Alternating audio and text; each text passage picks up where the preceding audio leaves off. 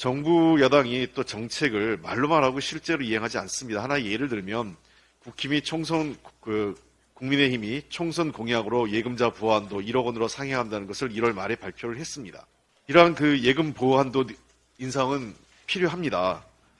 이미 우리 민주당이 1억 원 상향은 지난해 이미 민주당이 먼저 제안을 했습니다.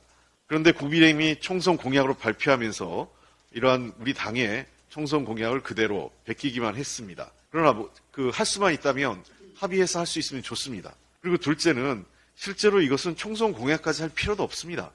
이게 시행령만 바꾸면 될 일입니다. 정부가 시행령을 바꾸지 않기 때문에 하는 수 없이 우리 당 의원들이 법안을 제출한 겁니다. 예금자 보호법 관련 시행령 제18조에 따라 그 18조 7항을 개정하면 됩니다. 정부가.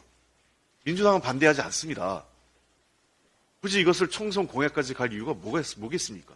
지금 예금자 보호 한도 상향의 필요성은 지난해 3월 미국 실리콘밸리 뱅크 파산을 불러온 그 대량의 예금 인출 사태, 소위 뱅크런이 제기된 이후 그 필요성이 높아지고 있습니다.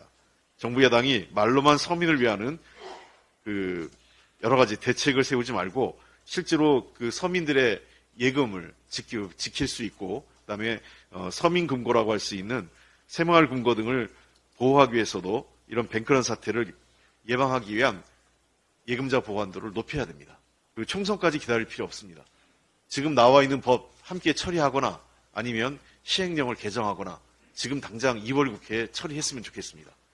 국민의힘의 선택을 그리고 정부의 결정을 촉구합니다. 이상입니다. 네, 우리 원내대표님 발언에 제가 하나만 좀 부과를 드려야 되겠는데요. 정말 이번 총선 과정에서 여당의 행태를 도저히 납득할 수가 없습니다. 지금 당장 예금자 보호하면 되지 않습니까? 전에도 말씀드렸지만 이번 총선은 여당의 국민 기만전 같습니다. 지금 당장 이미 법안도 나와 있는데 왜 처리를 안 하나 참 궁금하고 저도 얘기를 아까 할까 말까 하다가 지금 말았는데 제가 미안합니다. 전 최고님. 너무 기가 차서 좀 말씀을 드립니다. 이거 반사회적인 불법 채권 계약, 그러니까 너무 이자를 많이 받는다든지 무슨 이런 도덕적으로 용납할 수 없는 이런 대부 계약 무효화하자. 이자를 못 받게 하든지 너무 심하면 원금 못 받게 하자.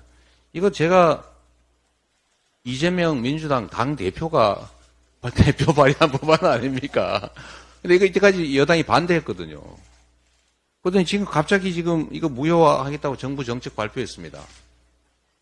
이거 사기 아닙니까? 왜 이때까지 반대했습니까? 지금까지는 반대하다가 갑자기 총선 되니까 지금 정부가 이런 정책 발표했는데 이거 두 가지 문제가 있어요. 첫 번째 문제는 사기라는 겁니다. 그냥 하면 되지. 뭘 자꾸 약속을 하는 겁니까? 두 번째는 지금 이 선거 국면에서 정부가 이런 식의 약속하는 거 사실상 선거 개입 아닙니까?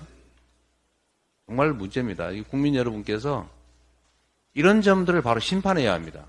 할 수 있는 일들을 지금 하면 되지. 이때까지는 계속 반대하다 선거 때 되니까 이거 해야 되겠다 라고 하는 것은 이게 바른 정책인데 이때까지 반대하고 안 하다가 선거 때 되니까 한다는 거 이거 두 가지 심각한 문제가 있는 것입니다. 정책원님 미안합니다. 얼른 말씀하시죠. 이런 걸 보고 시간차 사기라고 그럽니다.